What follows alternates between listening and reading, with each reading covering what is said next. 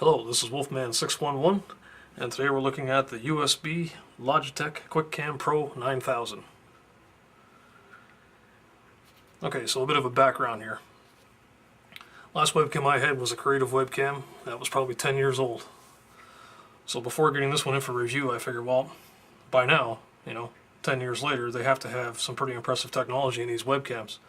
Everything should have gotten better, the sensors, what they could do, software, the whole 9 yards. So Logitech was kind enough to provide this one for me here for review. Overall, I was disappointed with the webcam. I mean, one of the problems, and this is one of the big selling points to it, if you look on the box, is it has this low light operation that it's supposed to be able to do, called right light technology. And although it does have that technology, the main problem with that technology when you enable it is it kills the frame rate. So now if you're using a webcam like this for video conferencing or just recording video or whatever the case may be, as soon as you hit this right light technology on and it brightens everything up, your frame rate goes to hell.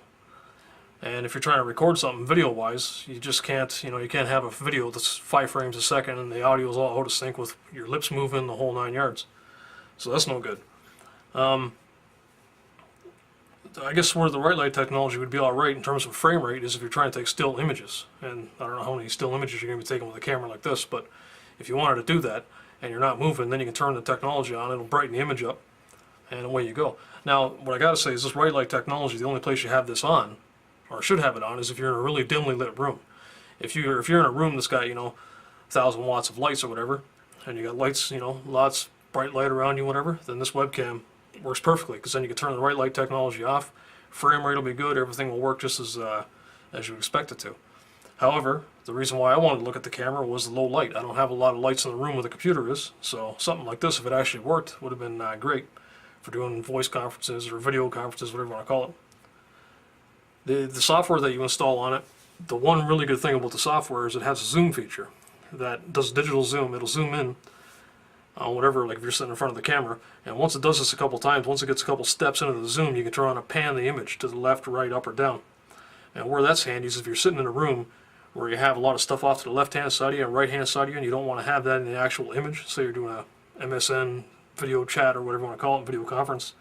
You want to get all that garbage out of there, you can get a tight shot of yourself and it stays there. And MSN recognizes that as well. Like if you set that up in the Logitech software, when you go into MSN, it has those same settings in there.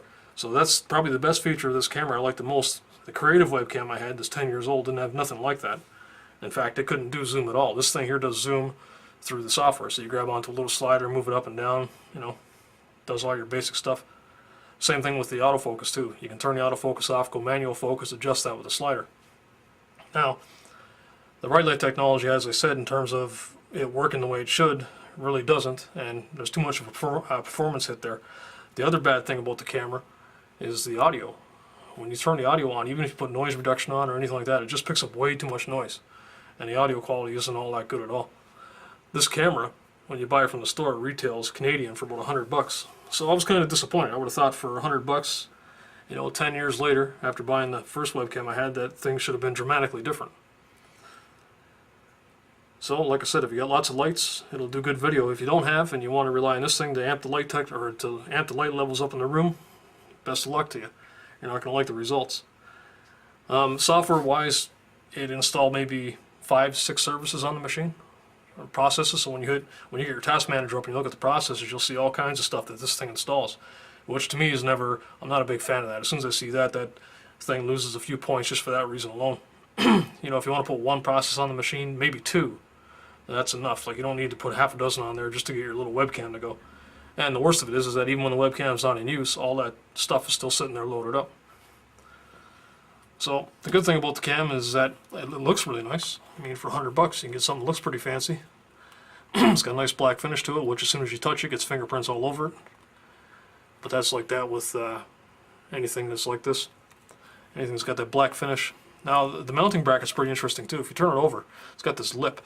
So when you put this on top, say this is the monitor right here in my hand, you put the camera on top of it and then swing these 2 joints here, move up and down, this piece here and also this arm here. So if this was the monitor, you set it like this, push the back piece around, and it can clamp on like that onto a monitor. And because this is so big and flexible, You should be able to go pretty much on any type of monitor. You can lay it flat as well if you want to do that. It also has, I don't know if you can see this or not, but right here there's a button that you can push, and when you push this, it launches the software that comes with the camera, and you can do still images or do video if you want. But like I said, overall, wasn't really impressed with the camera. You know, if I had lots of light in my room, which that would defeat the purpose of getting it in the first place, especially if you're buying it for the main reason of low light performance. You can't do it. So that's the wrap up on this camera. It is USB, like I said. It should work on either USB 1 or 2, I would imagine. Can't remember what the box said now. Oh, that's the other thing too. This thing comes in a huge box. It's kind of funny. You see this great big box. You open it up and this little webcam falls out with a disc, which can't be too good for the landfills. But I guess that's what they do nowadays. They put everything in great big boxes that you can't open. And then when you do get it open, you can't get dispose of it because it's so big. But anyway, that's the Logitech Quickcam Pro 9000 USB.